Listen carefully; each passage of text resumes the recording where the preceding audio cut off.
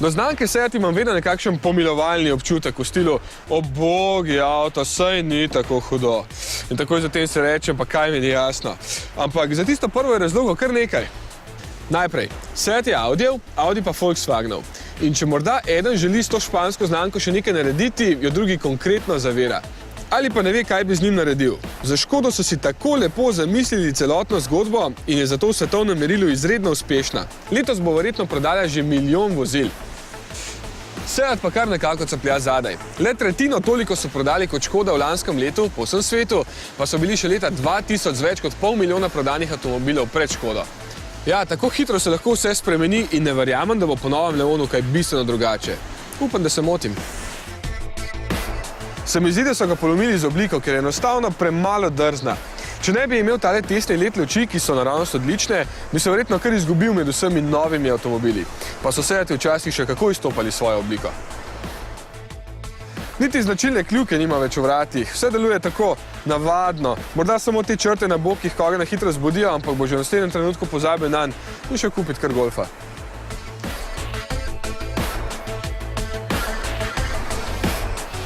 Ja, Seat ima za najhujšega konkurenta golfa in to v isti hiši.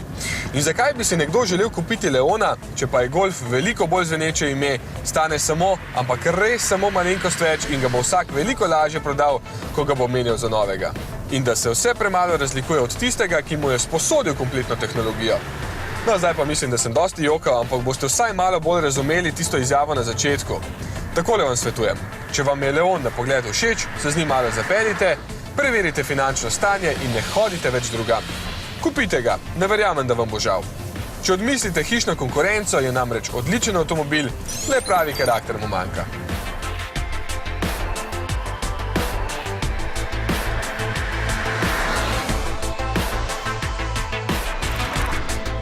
Prostora je veliko in položaj za volanom je odličen. Tudi zadaj se da sedeti, le vzglavniki imajo samo 2 položaja, gor ali dol.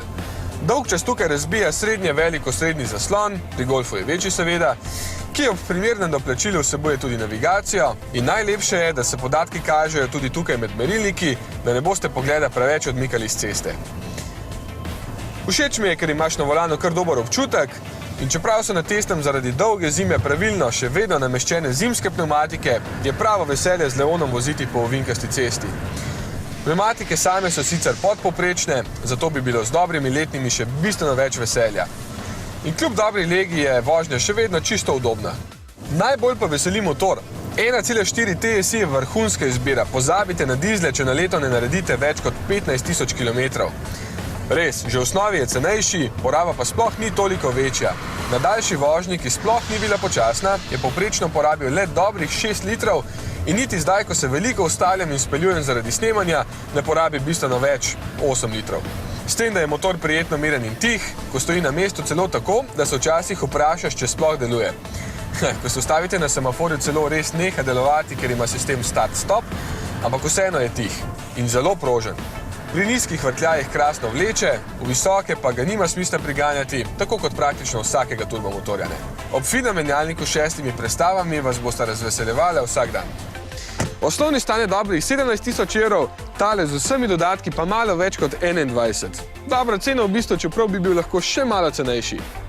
Morda ne potrebujete navigacije, pa je 1000 evrov manj, vsekakor pa vzemite tele LED luči. Z njimi Leon izgleda res hudo in odlično svetijo po noči. V tem razredu jih ponuja prav edini, tako da ima vsaj nekaj ekskluzivnega, stanejo pa 1200 evrov.